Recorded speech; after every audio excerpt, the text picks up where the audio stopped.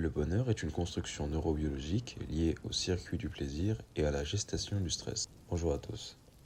Aujourd'hui, dans cette troisième partie parlant du bonheur, nous allons voir plus son aspect scientifique lié à une réalité mesurable dans notre cerveau.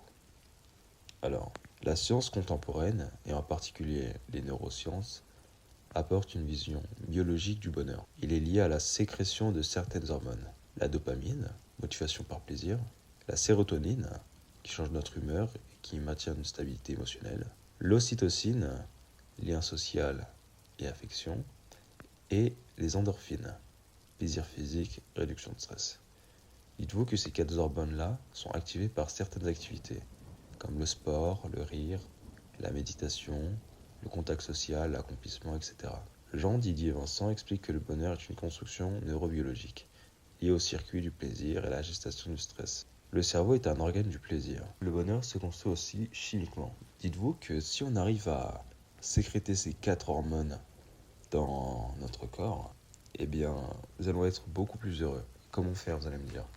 Eh bien, faites du sport régulièrement, prenez soin de votre sommeil, le sommeil c'est très important, méditez, mangez sainement et restez socialement connecté. Eh bien, ça optimise son système nerveux pour générer naturellement plus de bonheur.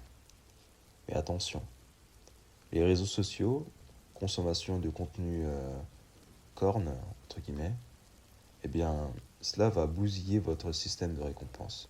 Dites-vous que votre hormone du plaisir, votre dopamine, et même les endorphines, lorsque vous allez être sur vos réseaux sociaux à scroller, eh bien, vous vous sentez heureux. Mais c'est un peu du sucre rapide, quoi. C'est comme un bonbon. Et à force de faire ça, vous allez bousiller votre système de récompense. Vous allez plus être heureux pour des choses simples. Pareil pour la consommation de sites cornes. Si je pouvais vous donner un conseil sur ça, c'est limiter les réseaux et limiter les sites et la masturbation. Merci de m'avoir écouté. Dans une dernière partie, nous allons parler de comment améliorer son bonheur via une approche globale et équilibrée.